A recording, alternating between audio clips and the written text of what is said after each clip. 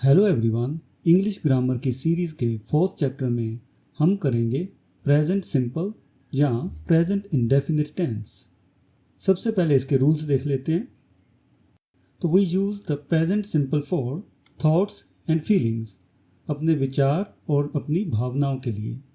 I think it's great, she loves chocolate. Second case जहाँ हम इस टेंस को यूज़ करते हैं वो है states, things staying the same, facts and things that are true for long time।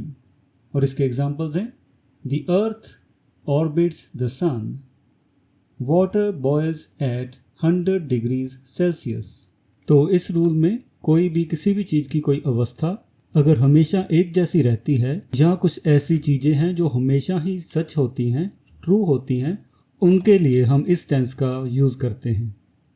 Then next condition है repeated actions, ऐसे एक्शंस जो बार बार होते हों, वहाँ पे भी हम प्रेजेंट इंडेफिनिट या सिंपल प्रेजेंट टेंस का यूज़ करते हैं। Examples, they play tennis every Saturday, we visit our grandparents every summer.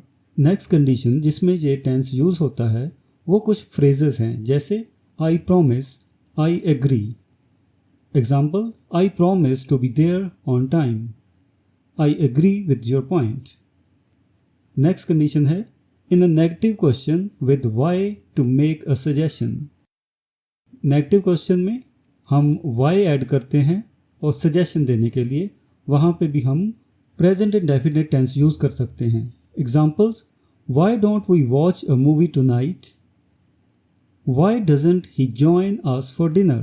Present indefinite का एक और यूज़ है जब हम इसको फ्यूचर मीनिंग को रिप्रेजेंट करने के लिए यूज़ करते हैं। इसकी डिटेल हम फ्यूचर टेंस वाले चैप्टर में करेंगे। अभी इसके दो एग्जांपल्स देख लेते हैं। The new school term starts next week, the train leaves at 6 PM tomorrow. इन दोनों सेंटेंसेस में हम किसी फ्यूचर इवेंट की बात कर रहे हैं पर कर हम प्रेजेंट में रहे हैं।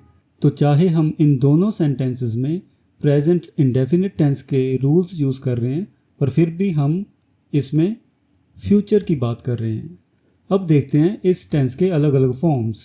First of all positive forms. I, you, we, they के साथ लगती है वर्ब की फर्स्ट फॉर्म जैसे कि गेट, और ही, शी, इट के साथ लगती है वर्ब की फर्स्ट फॉर्म और उसके साथ हम एस या ई एस लगाते हैं, तो यहाँ पे हो जाएगा वो गेट्स। तो अब इनके कुछ एग्जांपल्स देख लेते हैं।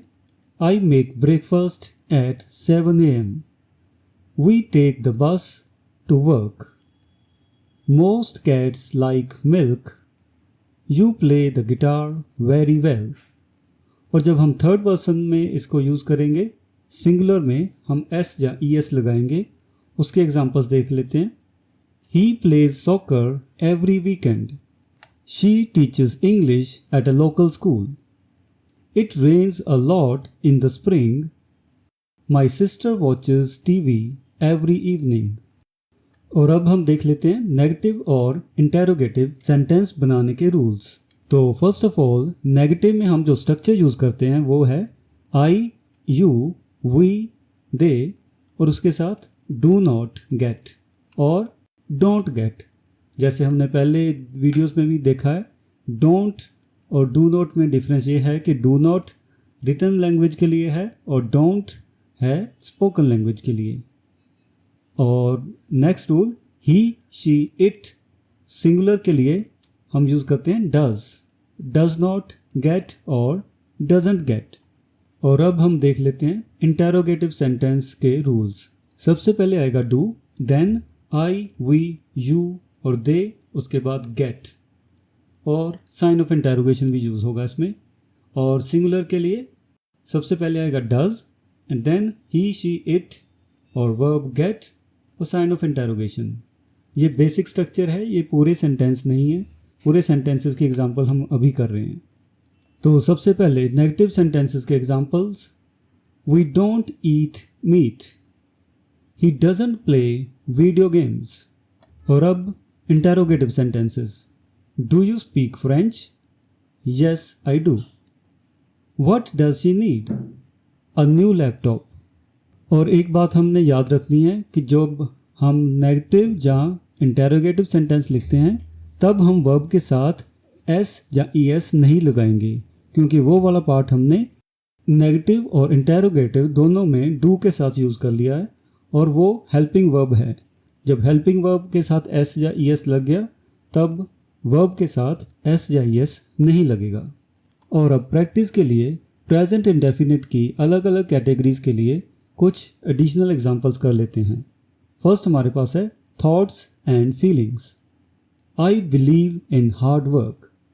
She feels happy today. They think it's a good idea. You seem tired. Then next category है states, facts and things that are true for a long time. The sun rises in the east.